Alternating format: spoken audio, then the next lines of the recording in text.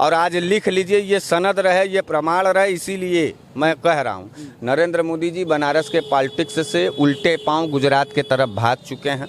नरेंद्र मोदी जी अब कभी भी बनारस के राजनीति में कभी कोई नामांकन नहीं करेंगे। इस बात को लिख लो, इस बात को लिख लो। कैसे में नंबर 1 पर राहुल गांधी जी हैं, नंबर 2 पे श्री अखिलेश यादव जी हैं, नंबर 3 पे तेजस्वी यादव जी हैं।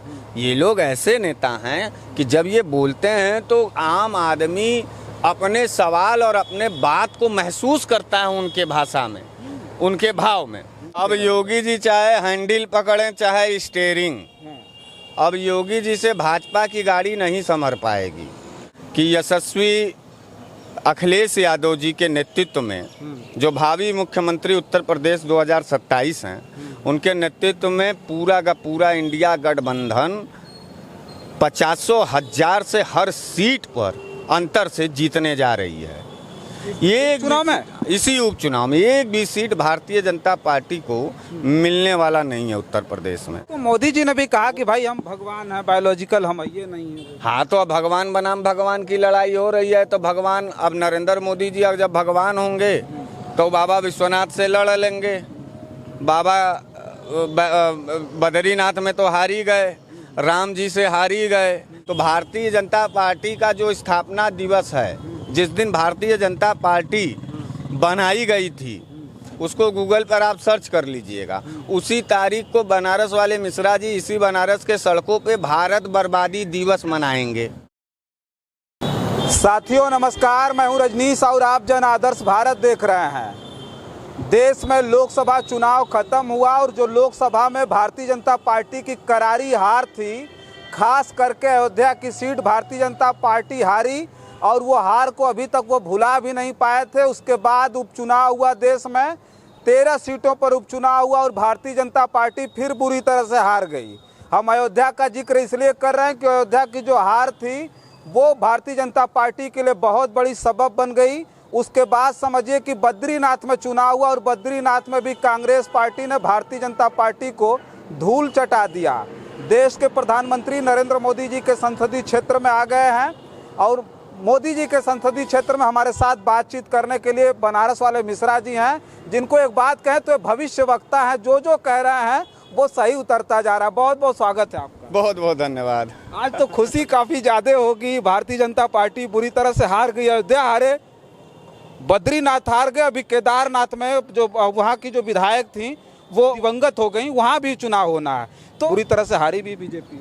रजनीश जी, अत्याचार, नफरत और गुंडई के खिलाफ हम लोगों की लड़ाई रही है और जब जब अत्याचार और गुंडई हारेगी तब तक एक आम आदमी के चेहरे पे खुशी आएगी।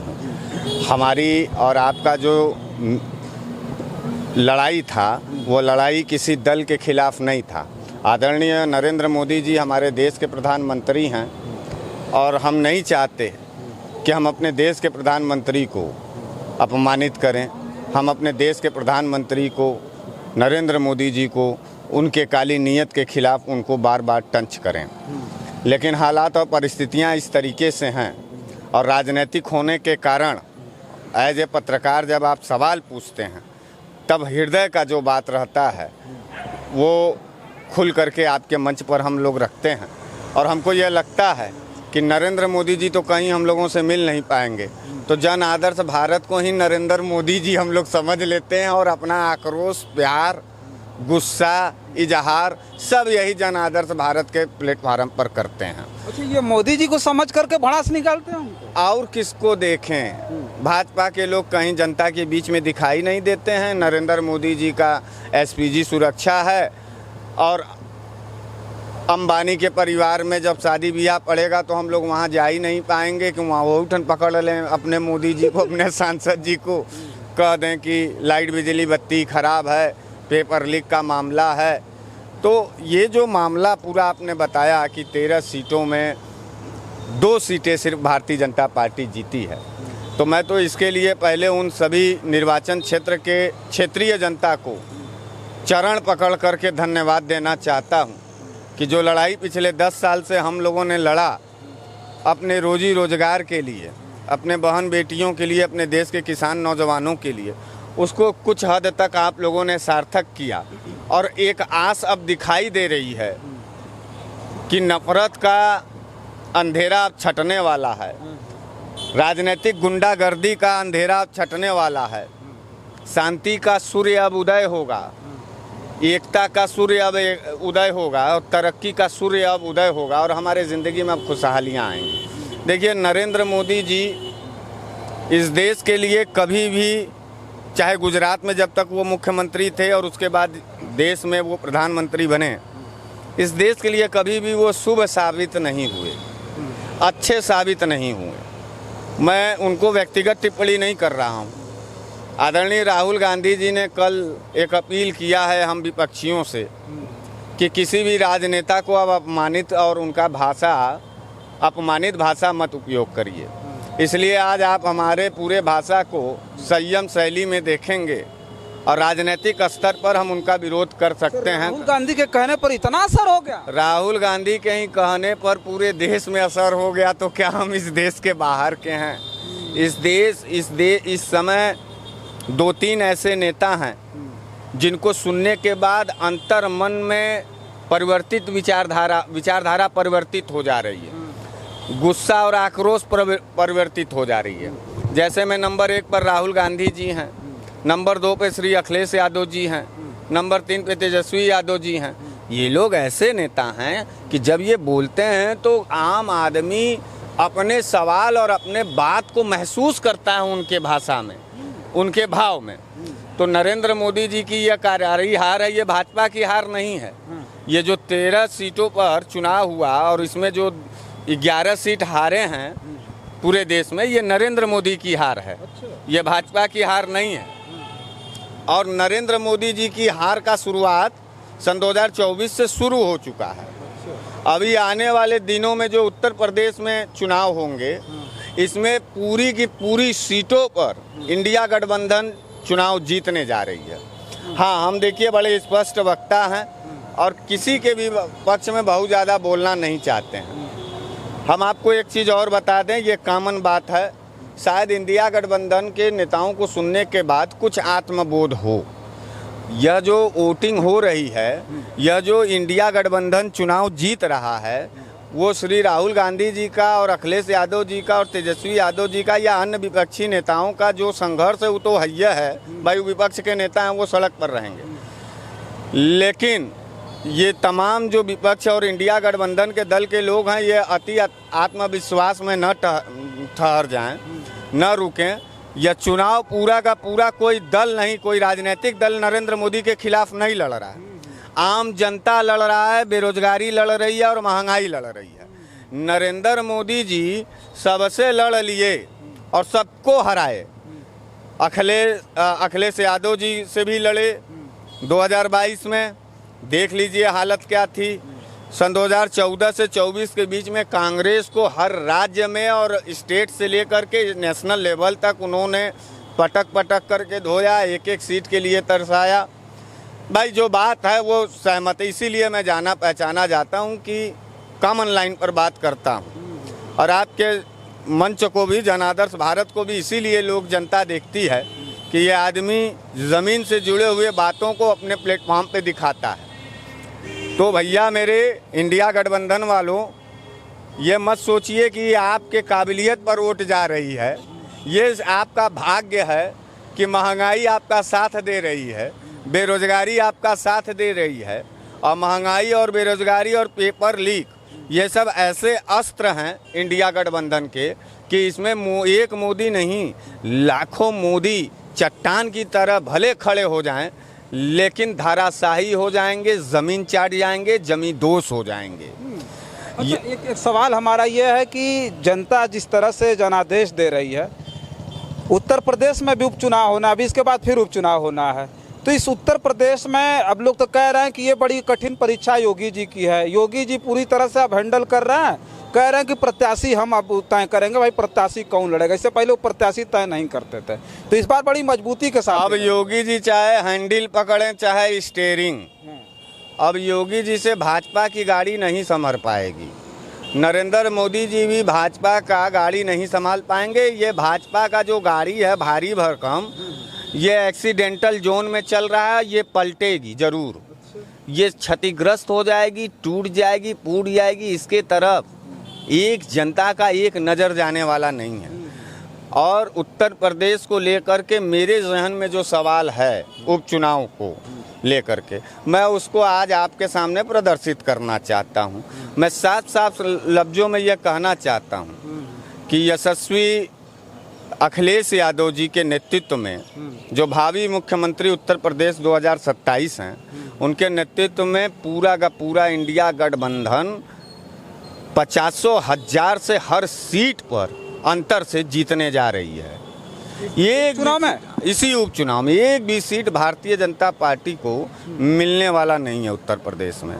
महाराष्ट्र चुनाव में बुरी तरीके से हारेगी भाजपा।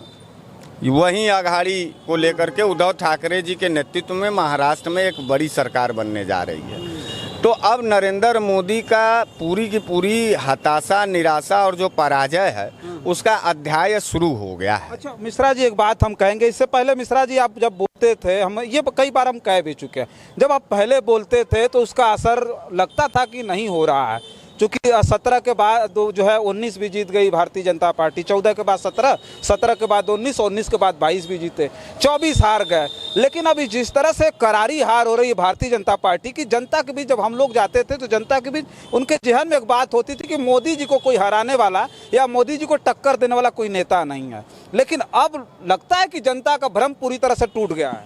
साहब, ये सवाल तो आपका जुबान बंद कर देता, यही बनारस बंद करता।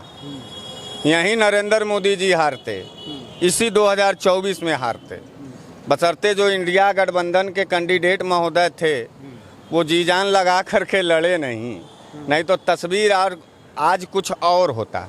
अभी आप अपने इंट्रो में बोल रहे थे कि अयोध्या हारे, बद्रीनाथ हारे। आप बता रहे हैं केदारनाथ की जो विधायिका थी उनका स्वर्गवासी वो हो गई। तो अब सारे जो धाम हैं, पहले इंडिया गठबंधन उन धामों के जो देवड़ी है, धामों का जो दरवाज़ा है, उस पर शीश नवा के आशीर्वाद प्राप्त कर रहा है और उन क्षेत्रों में भारतीय जनता पार्टी हार रही है और इंडिया गठबंधन जीत रही है। बाबा विश्वनाथ के भी नगरी में बाबा विश्वनाथ भी बहुत ज़्यादा क्रोधित हो चुके थे नरेंद्र मोदी के झूठ से, नरेंद्र मोदी के भौकाल से और नरेंद्र मोदी के गुंडई से। लेकिन कैंडिडेट हमारा लड़ा नहीं इंडिया गठबंधन का बनारस में, नहीं तो नरेंद्र मोदी काशी से भी हारते, नरेंद्र मोदी अयोध्या से भी हारे, नरेंद्र मोदी के बद्रीनाथ जी से भी हारे और नरेंद्र मोदी केदारनाथ के धाम से भी हारेंगे। आप एक चीज़ और भूल रहे हैं, जब महादेव के ही धाम की बात हो रही है तो जम्मू कश्मीर में भी हार गए। अमरनाथ यात्रा वहाँ भी चालू हो रहा है, वहाँ भी हारी है, उसका जिक्र आपने नहीं किया। तो बाबा विश्वनाथ जानते हैं किसका श्राप लगा है? भाजपाइयों को और नरेंद्र मोदी के अहंकार को। ये जो हर हर महादेव के नगरी में हर हर मोदी लगवाए थे, तो भगवान का जो प्रकोप होता है, भगवान का जो आक्रोश और गुस्सा होता है, वो तुरंत तत्काल नहीं लगता है। तो मोदी जी ने भी कहा कि भाई हम भगवान हैं, बायोलॉजिकल हम ये नहीं है। हाँ, तो अब भगवान बनाम भगवान की लड़ाई हो रही है। तो भगवान, अब नरेंद्र मोदी जी अब जब भगवान होंगे तो बाबा विश्वनाथ से लड़ लेंगे। बाबा बद्रीनाथ में तो हार ही गए, राम जी से हार ही गए, बनारस में भी हार जाते विश्वनाथ जी से, कैंडिडेट नहीं लड़ा ढंग से और ना ही वो कैंडिडेट और वो प्रत्याशी अभी भी चेत नहीं रहा है। तो मैं इसी बात को आधार बना करके मैं इंडिया गठबंधन के लोगों से कहना चाहता हूं कि अभी भी वोट समाजवादी पार्टी और कांग्रेस और इंडिया अलायंस को नहीं मिल रहा है। वोट जो दिया जा रहा है वो जनता अपने आक्रोश में दे रही है, गुस्से में दे रही है। ऑप्शन में इंडिया गठबंधन है, इसलिए उसको वोट जा रहा है।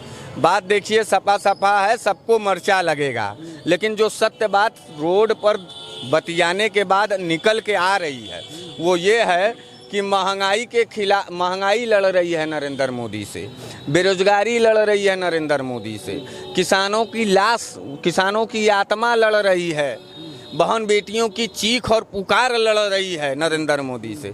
और नरेंद्र मोदी को कोई भी बचा नहीं सकता महंगाई के वार से और बेरोजगारी के वार से और पेपर लीक के वार से। नरेंद्र मोदी का खात्मा होने जा रहा है। खात्मा मतलब ही नहीं, नरेंद्र मोदी जी का खात्मा मतलब ही नहीं कि वो मरने जा रहे हैं। राजनीतिक खात्मा होने जा रही है, भाजपा की खात्मा होने जा रही है। तो मिश्रा जी, हमारा एक सवाल ये है कि मोदी जी की जिस तरह की स्थिति है, उत्तर प्रदेश में चुनाव, अभी उपचुनाव होना है, फिर उसके बाद 27 में भी चुनाव होगा। अभी उपचुनाव में जो हारी है, क्या लगता है कि मोदी जी की घबराहट है? अभी तो उन्होंने कह दिया कि जो है हम 25 जून को हर साल अब जो है संविधान हत्या दिवस मनाएंगे। तो संविधान हत्या दिवस अगर वो मनाएंगे तो नरेंद्र मोदी जी जब इस तरीके का काम करेंगे, सन 75 में जी रहे हैं नरेंद्र मोदी जी।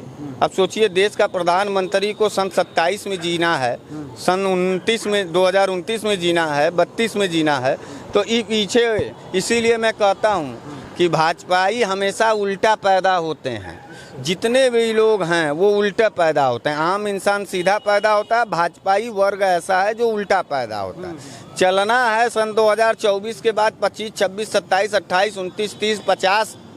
तो अब वहीं जी रहे हैं, अब वहीं 1975 में, 19वीं सदी में। तो इसलिए संविधान हत्या दिवस अगर वो मनाएंगे 25 जून को, तो भारतीय जनता पार्टी का जो स्थापना दिवस है, जिस दिन भारतीय जनता पार्टी बनाई गई थी, उसको गूगल पर आप सर्च कर लीजिएगा। उसी तारीख को बनारस वाले मिश्रा जी इसी बनारस के सड़कों पे भारत बर्बादी दिवस मनाएंगे। अगर वो संविधान हत्या दिवस 75 में मना सकते हैं, तो 89 में गठित भारतीय जनता पार्टी का वो तारीख भारत के बर्बादी का तारीख था। ये भाजपा का न गठन हुआ होता, न नरेंद्र मोदी जैसा आदमी आया होता, न हमारी जलालत वैश्विक स्तर पर, विश्व लेवल पर होती, न हमको बेवकूफ़ कहा जाता, न हमको जलालत झेलना पड़ता, न ही हम महंगाई बेरोजगारी से आधुनिक भारत में भिखमंगे और कुपोषण के शिकार न होते। तो भाजपा का जो पैदाइश है वो भारत के बर्बादी के लिए किया गया था। तो अभी तो वो उल्टी गिनती उनकी शुरू हो गई है, जो ये हार हो रही है पूरे देश भर में इनकी, उस पर क्या कहेंगे? देखिए, इस बात को आप जान लीजिए कि नरेंद्र मोदी जी बनारस से अब भाग चुके हैं। नरेंद्र मोदी जी अब बनारस नहीं आएंगे, नंबर 1 बात। नंबर 2 बात, सन 2029 में जो ख्वाब, जो सपना आप देख रहे हैं कि नरेंद्र मोदी जी चौथी बार आएंगे बनारस में और लड़ करके फिर जीत जाएंगे, तो इस बात को पहले ही आप डिलीट कर दीजिए अपने दिमाग से। नरेंद्र मोदी जी बनारस से भाग चुके हैं। ये 2024 का इंटरव्यू है, जुलाई है आज, ये 14 जुलाई 2024 के शाम को हमारी आपकी बात हो रही है। और आज लिख लीजिए, ये सनद रहे, ये प्रमाण रहे। इसीलिए मैं कह रहा हूँ, नरेंद्र मोदी जी बनारस के पॉलिटिक्स से उल्टे पांव गुजरात के तरफ भाग चुके हैं। नरेंद्र मोदी जी अब कभी भी बनारस के राजनीति में कभी कोई नामांकन नहीं करेंगे। इस बात को लिख लो, इस बात को लिख लो, कहीं रिकॉर्ड रहेगा ये वीडियो। 29 में नरेंद्र मोदी जी यहाँ नामांकन तो करना दूर, एक जनसभा भी करने नहीं आएंगे। 27 में भी वो उत्तर प्रदेश को में नहीं दिखाई देंगे। वो 24 में इनका यह अंतिम चुनाव था, 10 साल का उनका मामला था। एन केन प्रकारेण जनता के आक्रोश और डर के वजह से नरेंद्र मोदी भाग चुके हैं। और पूरे देश में होने वाले हर चुनाव में नरेंद्र मोदी और भारतीय जनता पार्टी हारती नजर आएगी, हारती नजर आएगी और हारती ही नजर आएगी।